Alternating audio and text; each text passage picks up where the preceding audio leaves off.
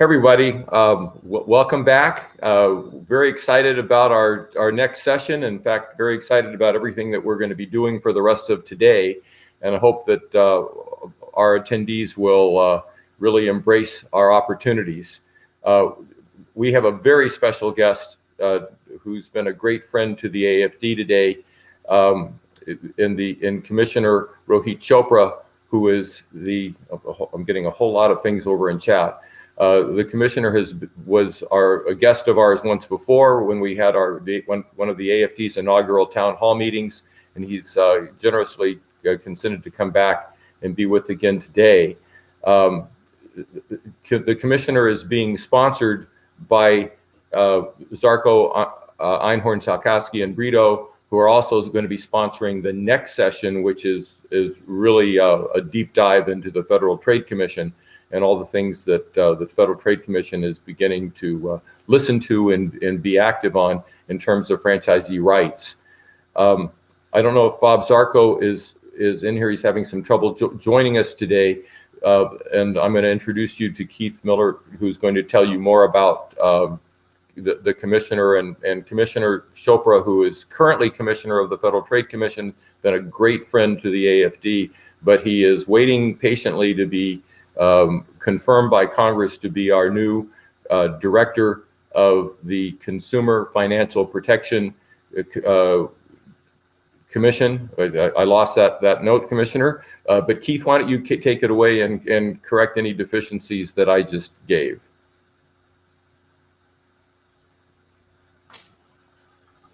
Well, actually, Zarco is available, and if so, he can do the introduction. But yeah, it's Consumer Financial Protection Bureau. Jim, is Zarco on to go?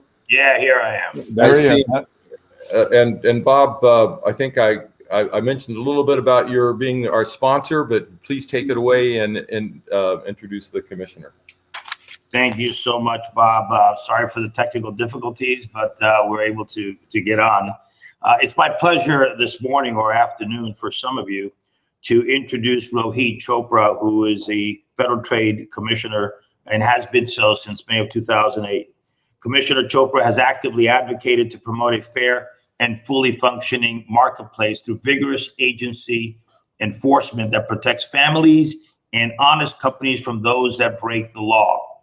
During his tenure at the FTC, he has pushed for aggressive remedies against law-breaking companies, especially repeat offenders, and has worked to reverse the FTC's reliance of no money, no fault settlements. He's a special friend to franchising, and that's one of the reasons why we've selected him and are pleased to have him with us today. He is the first commissioner in decades to draw attention to franchising in the FTC, relying on and using Senate testimony, TV interviews, and social media. He has also talked about the need for the FTC to regulate the industry beyond the current franchise rule. After the passage of the Dodd-Frank Wall Street Reform and Consumer Protection Act, Mr. Chopra joined the Department of the Treasury to launch new Consumer Financial Protection Bureau. He was an advocate for retooling and developing additional methods and systems for students and student loan borrowers to make smarter decisions and protect them from getting into default. Later, he has served as special advisor to the Secretary of the Education to advance the department efforts to improve student loan servicing, reduce unnecessary defaults, and bolster enforcement. He holds a Bachelor of Arts degree from Harvard University and an MBA from the Wharton School at the University of Pennsylvania. He was also the recipient of the Fulbright Fellowship. It is my pleasure to welcome Commissioner Rohit Chopra. Thank you, Mr. Zarco, and really thank you to the American Association of Franchisees and Dealers for hosting all of us virtually. I know many of you have heard a lot of government officials talk about how much they care about small businesses. We heard it from many government officials as so many small business owners were devastated during the pandemic. But I just need to tell you, the reality at many government agencies is much different. During my time at the Federal Trade Commission and over the years, I've seen how commissioners are quick to slam small businesses while being much more forgiving of larger and more powerful companies. The reality is that it is harder and harder for so many small businesses to make a living. Margins are being squeezed by middlemen like food delivery apps and suppliers. And when Congress enacted the Paycheck Protection Program, many small businesses could barely get answers about how to get help from the large national banks. But perhaps most importantly for all of you, for years and years, commissioners at the Federal Trade Commission have not prioritized enforcement of the basic rules of the road when it comes to the franchise industry. You know, franchising to me is a critical way to promote entrepreneurship by Americans from all walks of life. It's supposed to be a way for an entrepreneur to launch a business with an accepted product or business model while still allowing her to use her skills and creativity to build a successful business. Many entrepreneurs don't have special connections or inherited wealth, and that's why franchising is so appealing. It's why franchise businesses are also more likely to be operated by immigrants, people of color, veterans, and so many others who are often underrepresented in business ownership. You know, during my time at the FTC, I've had the chance to hear from so many in the franchise industry across so many sectors. Lodging, quick service restaurants, fuel stations, convenience stores, and so much more. And many franchisees report that franchisors are imposing more and more rules and regulations, squeezing your margins further and further. And many franchisees feel they're being coerced into accepting updates to franchise agreements where they are forced to surrender more control. Many of these practices were documented in a recent groundbreaking report by the Office of Senator Catherine Cortez Masto, and I hope all of you take a look at it. For many franchisees, these practices are humiliating and disregard you as professionals and entrepreneurs. Many franchisees tell me they wanted to do everything they could to take care of their employees during the pandemic, but franchisors actually made it more difficult to help them. Here's the hard truth in my mind. For a long time now, the government simply hasn't cared. The message has been clear to you all. Your employees don't matter. Your customers don't matter. You don't matter. This is wrong. Across multiple administrations, FTC commissioners have essentially put protecting small businesses and franchisees at the bottom of the list. I worry that many of my predecessors think of small businesses as illegitimate compared to larger and more powerful firms who have lots of lawyers and lobbyists in Washington. Franchisees have asked why the FTC won't prioritize enforcement of the franchise rule. And franchisees don't understand why the commission makes it nearly impossible for them to even file formal complaints. This era of government indifference has to end. And at the FTC, I believe it is over. I'm feeling upbeat that FTC commissioners and even some state regulators are getting more serious about tackling some of the abuses targeting franchisees. And if we don't do it, the consequences are real. The dreams of entrepreneurship will continue to evaporate for more and more Americans. But we need your help, and we have to do it together. First, independent businesses need to work more closely with your employees to safeguard the financial future of both the operator and the worker. The Service Employees International Union in 2015 joined with franchisees from major chains like 7-Eleven and McDonald's to petition the FTC to launch an industry-wide investigation of harmful franchisor practices.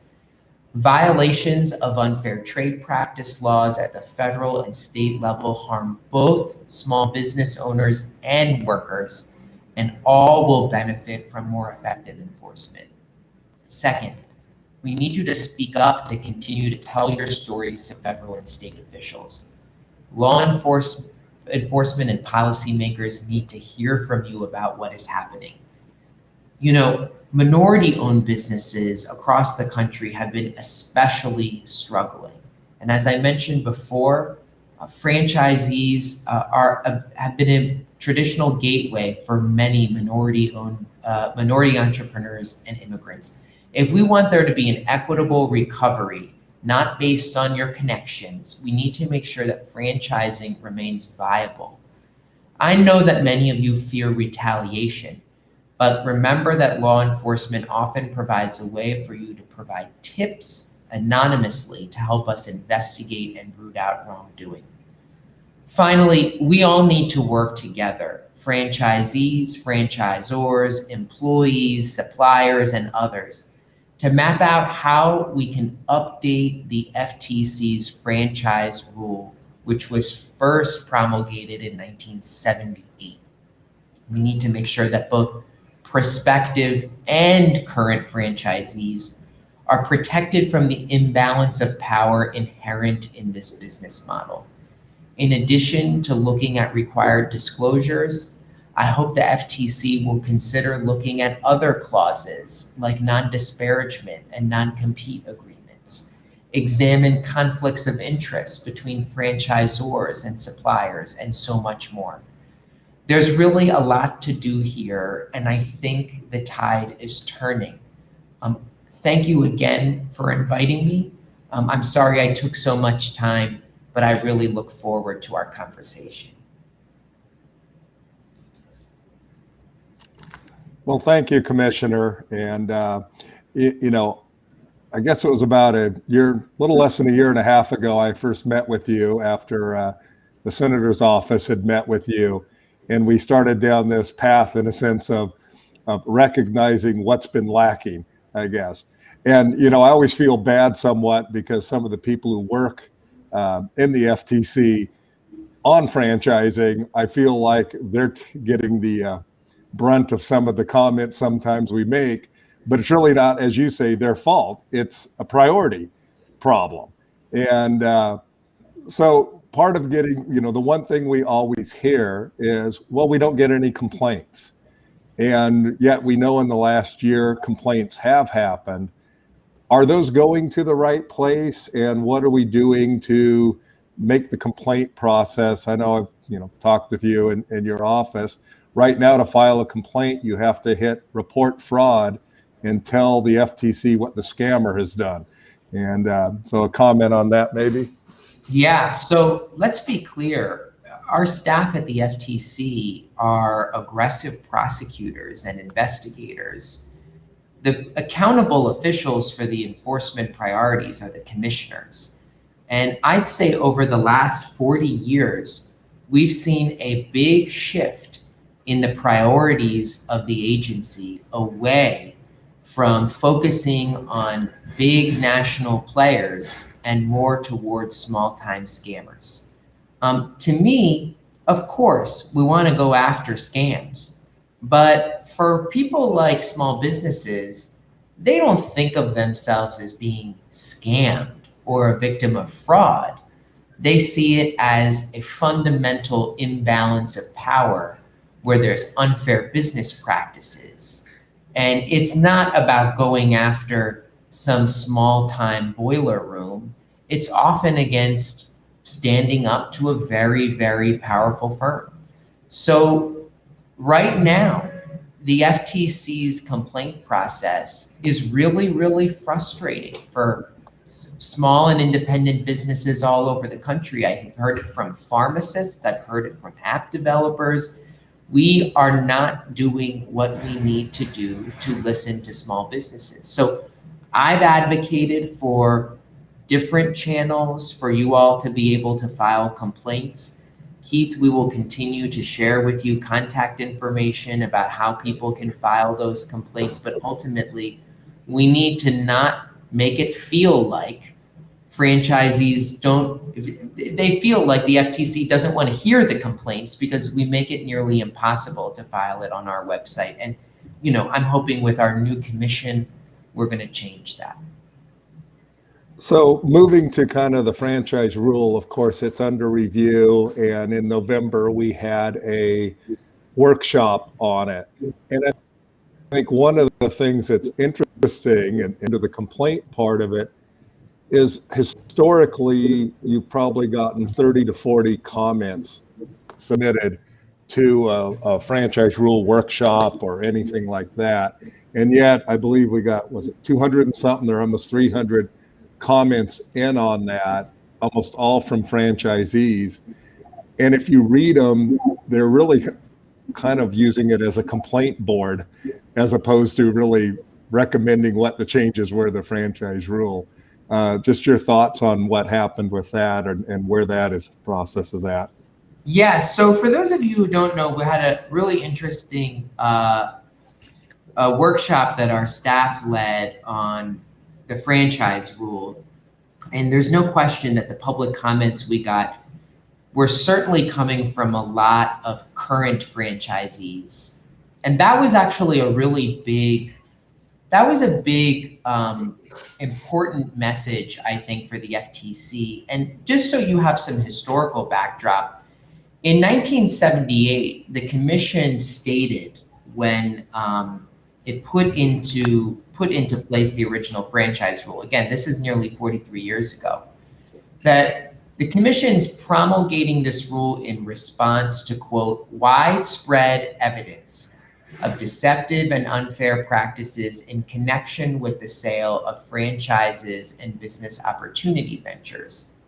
And the commission said they hope the effect of the rule is to, quote, reduce the opportunity for such practices to occur by requiring the disclosure of information relevant to the proposed sale, as well as to prescribe certain practices, end quote. So Keith, the original thinking of the franchise rule was actually primarily to protect prospective franchisees. So, and again, that's very important. The FTC also has something called the business opportunity rule.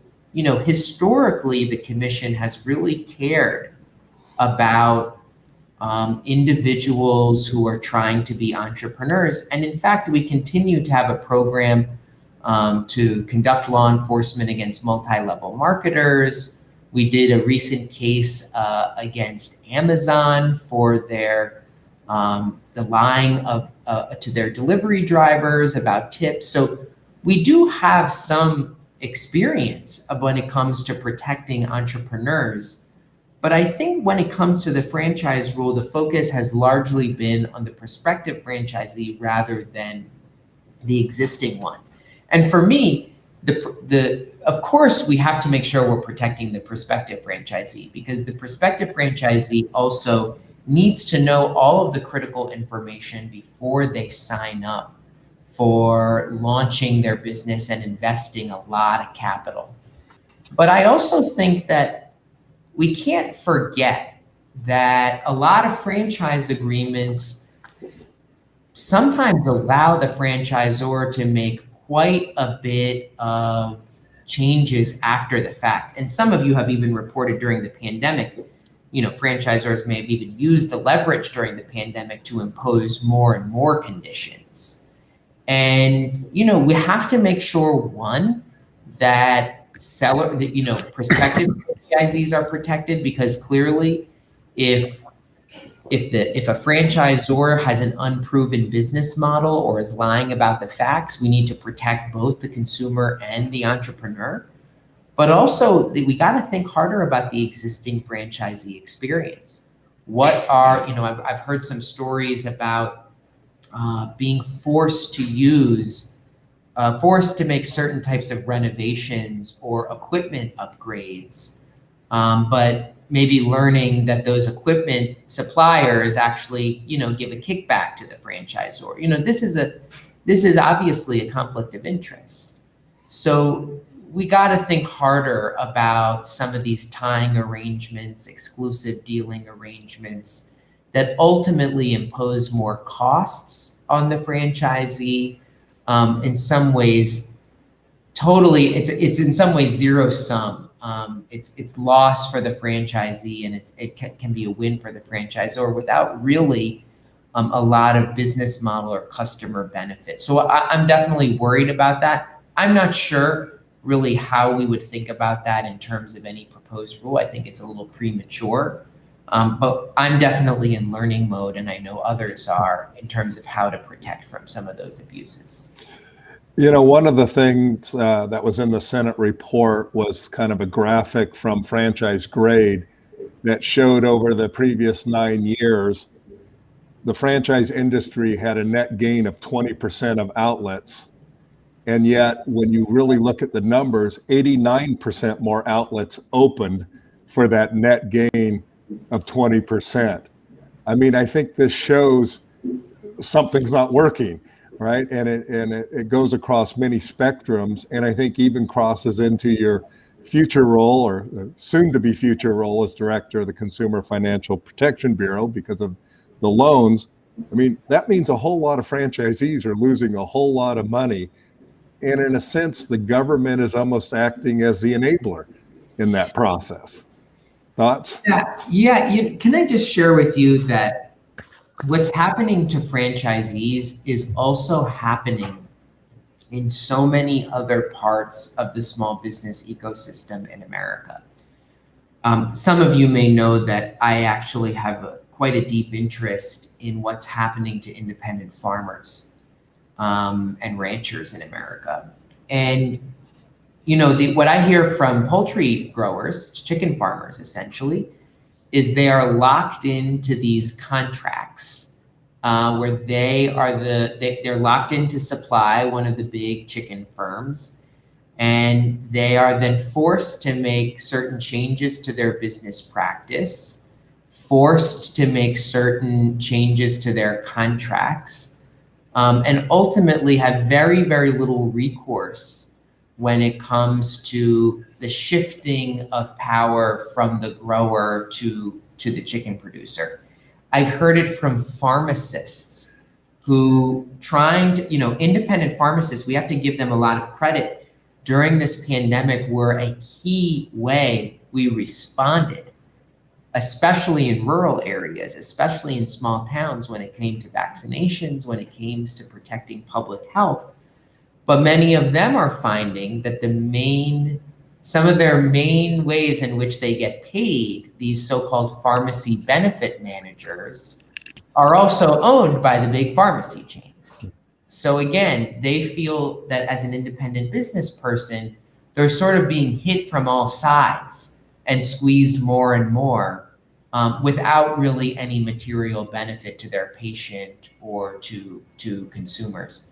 So I think, Keith, you're right. There's a perception that the government doesn't care. You're right that it feels like the government is enabling it.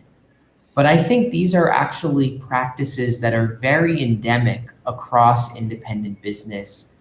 It seems particularly troubling in the franchise industry, but also in other places. And honestly, the challenge I have with this is we've been seeing for the past, I would say almost 35 years, a real decline in the number of small and new business formations as a percentage of the overall economy. And it makes me worried that the ability to start a business is becoming more exclusive. It has higher barriers to entry, and really the implications of that, I think, is less dynamism, less growth, less opportunities for employees and workers, and really just an eroding of some of the core parts of what we see as the American dream. And that's very troubling to me. And I think we really have to be looking at this holistically to reverse some of the extreme concentration of market power that some of these firms have over independent business. So one comment on the chat was, what about working with the SEC to make sure franchisees have a board seat? And I think to add to that, I think one of the challenges in franchising is, of course, the franchisees as a class are the major investors in the brand, but they're, of course, stakeholders, not shareholders. And yet most government agencies, laws, et cetera, always protect the investor first, not the board of directors, so to speak. Yeah. Yeah, Keith. So one of the things, I'm obviously not a securities regulator, so it's hard for me to weigh in on that. But I think the point here is interesting, which is if we think about a normal corporation, the equity investors are the ones who have voting control. And I think in the franchising industry, the franchisees have a lot of equity that they've had capital they've put into the business, but are not necessarily represented when it comes to some of the business decisions. This really has been an issue, frankly, over the past century. Questions about how I mentioned agriculture earlier, how farmers should be able to form cooperatives to be able to make certain collective governance decisions. I've asked some questions from you all about which are the franchisors that are controlled, or in terms of their equity, control that where the franchisees control the franchisor. In some ways, that's a very different governing model because it creates less of an incentive for a zero-sum situation where there can be gains to the franchisor at the expense of the franchisees. With a more aligned governance model, I would expect to see fewer of those kind of inherent tensions. So I don't know the answer, and I see, Mr. Smith has, asked that question. I don't know if one board seat would do it. It's usually boards are not places where there's lots of contested votes. It's usually often, the biggest shareholders have the most amount of seats and majority rule. But I understand what you're saying is that there should be at least some sort of voice in how some of these things are being run. And seems to me like a classic market failure in many ways. So Australia, of course, a few years back, their comparable FTC did quite a comprehensive study on the franchise industry, and it wasn't very complimentary. Thoughts on that, and any movement we could get FTC to move in that direction to really take a look at nobody has really looked at this industry from a hard place. Yeah, so as I understand, there were actually a couple of things that were done in other English-speaking countries. I'm not as familiar of what's happened in Japan, Korea, and continental Europe, but I believe there was a parliamentary inquiry in Australia, as you mentioned, about what were some of the problematic practices facing franchisees. And actually, when I flipped through it, I actually think there was so many similarities. And Keith, I don't know if you agree with what many people what American franchisees are reporting.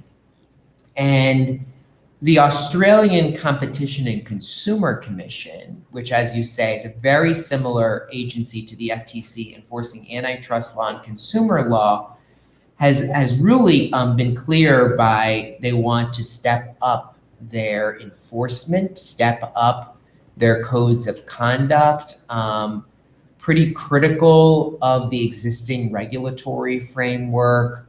I know my counterpart there, Chair Rod Sims, had openly shared that it felt like franchisees couldn't even really independently operate their businesses anymore, that there had been so many impositions that it almost felt like the franchisee was more of an employee now than actually the business owner. So, I really feel that it's important for the FTC. We've got to really develop a plan on how we will scrutinize, how the commissioners will prioritize this and scrutinize business practices. I'm sure I can tell there's growing interest from state legislatures and Congress. But again, it's really important that all of you are sort of speaking up about that so we can really understand what is going on here and understand how to attack it using all the tools, whether it be enforcement, whether it be rulemaking. I'll say that, you know, one of the things that really came to my mind is, you know, exacting a lot of control on the operating days and hours that a business is open. You know, certain quick service restaurants or fast food chains requiring that, you know, you can only be closed for so much time. Obviously, you know, certainly that might be justified on some sort of kind of branding thing or whatever, but we're seeing that it's actually a fundamental change sometimes in the original handshake around starting the franchisee. And it's essentially a private regulation, you know, a private, outside of the democratic process, an imposition and transfer of power and autonomy. And, you know, I know that is something that's a real pain point for franchisees. I often comment or I guess joke, but a unfunny joke. I go, you know, franchisors tend to hate the government. They tend to hate lawmakers and they tend to hate regulators. Yet, if I ask franchisees who gives them more regulations and unfunded mandates, the government or their franchisor, the franchisors, in a sense, have become everything they allegedly hate. So it's kind of an interesting dynamic. Well, Keith, on that note, I think it's reasonable that I think, as I've met a lot of people in the community, they feel that, you know, the government is just not on their side on this and doesn't care, and that they don't matter, which I think there's, you know, it's hard to really argue with that, given that it's really not been prioritized by any federal agency. You don't really hear about it much, and certainly there's not been many enforcement actions, you know, by the federal government or the state regulators. Obviously, I know you're honoring, you know, my counterpart in California for, you know, bringing an enforcement action. But you're right. I can actually understand why a lot of franchisees and frankly, independent business. I mean, I mentioned pharmacists early. I mentioned some others. They all just sort of think the government is constantly siding with, you know, the bigger companies. Well, obviously, a big change last week happened in the FTC, and a new commissioner, Lena Khan, was sworn in, and not only sworn in, but as chair. And Commissioner Khan obviously had also worked with you as a attorney advisor for a while. So what do you see? Obviously, she's got her head buried, probably forming her team and priorities now. You're probably a little excited right now for at least the next month or so to be in the FTC. What do you think is coming? Yeah, well, I don't want to speak for her, but I'll tell you that I think she's been someone who's thought hard about the imbalance of power between, you know, the largest, most powerful businesses and independent business. She's spent both a legal career and a journalistic career documenting monopolistic practices, conflicts of interest. And Keith, as you know, she's hugely worried about the franchise business model, that is it just going the way of other types of businesses where it's getting harder and harder for small businesses to stay alive and to stay afloat. My other colleague, as you know, Keith, Commissioner Slaughter, has also raised some serious concerns about what's happening. And so I do think that this era of franchising being, you know, something that commissioners have ignored, I think that's over now. I think we have commissioners that actually are worried about what's happening to independent business, and I hope that there's some real action that's taken. You know, I'm just noticing, I know we only have a few more minutes of our discussion, but I just, Keith, if it's okay, I wanted to recognize, I see in the chat, you know, hearing from Darren Gardner about, can the FTC, you know, regulator require franchisors? You know, that is something I think I don't want you to think about, what's possible, what's conceivable. I think you need to tell us in general, what are the types of things, and it may in fact be in a rule that would ultimately set some clear, bright lines about what you can and can't do. I really believe that rules should be easy to understand, easy to follow, and easy to enforce. The more clear, the better. And what are the boundaries we're going to set such that the inherent imbalance of power between the franchisor and franchisee is addressed. So that might require thinking more broadly than a disclosure. But I appreciate that comment from Darren Gardner, and I hope you guys are all thinking creatively about what is it that you might really want to see in any sort of change.